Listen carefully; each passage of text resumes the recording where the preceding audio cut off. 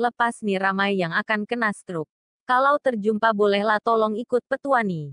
Jika ada di antara keluarga kita yang terkena stroke, jangan panik.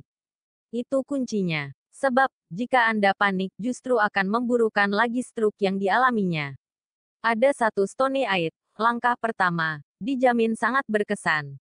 Cara ini sudah diperkenalkan secara meluas agar menjadi pertimbangan masyarakat sebagai alternatif pertolongan pertama bagi orang yang terkena stroke.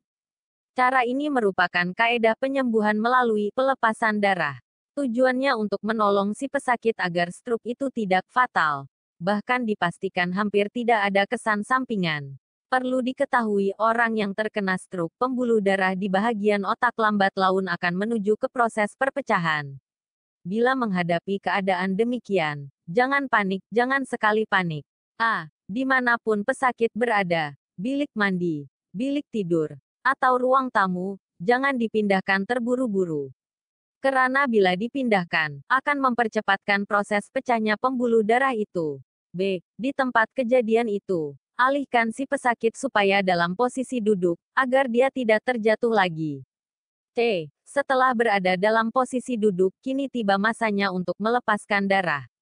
D. Jika di rumah ada jarum suntik, itulah paling baik. Kalau tidak ada, pakailah jarum jahit atau jarum pentol. Sebelum itu, jarum sepatutnya disterilkan dengan dibakar api sejenak. Kemudian tusuklah ke 10 ujung jari kedua tangan agar berdarah.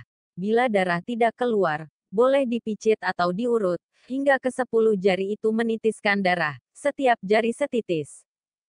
Beberapa menit kemudian, si pesakit dengan sendirinya akan sadar kembali. D. Bila mulutnya sumbing atau condong, tariklah telinganya sampai merah. Di bahagian daun telinganya juga harus ditikam 2 tusukan jarum, sehingga masing-masing telinga menitis 2 titisan darah. Beberapa menit kemudian mulutnya akan kembali normal. Setelah semuanya dirasakan normal, tanpa gejala lain, barulah si pesakit dihantar ke tempat rawatan. Insya Allah masa krisis sudah boleh ditangani. Jika Anda terburu-buru mengangkut mangsa dengan ambulans, maka sepanjang jalan akan terjadi goncangan, gegaran. Sesampainya ke rumah sakit, hampir semua saluran darahnya akan pecah, dan akan berlaku pendarahan yang teruk di dalam otaknya.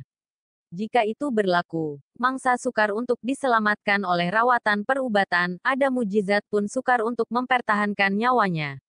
Umumnya, reaksi daripada ahli keluarga atau masyarakat ialah akan terburu-buru membawa pesakit stroke ke rumah sakit untuk rawatan. Padahal, kejutan sepanjang jalan akan mempercepatkan pecahnya pembuluh darah. Banyak pesakit yang mengalami kerusakan fatal di bahagian pembuluh darahnya.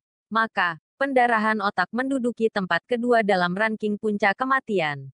Mungkin ada yang bernasib baik karena tidak fatal. Tetapi yang lumpuh seumur hidup merupakan suatu kerugian besar bagi si mangsa, keluarga, dan masyarakat.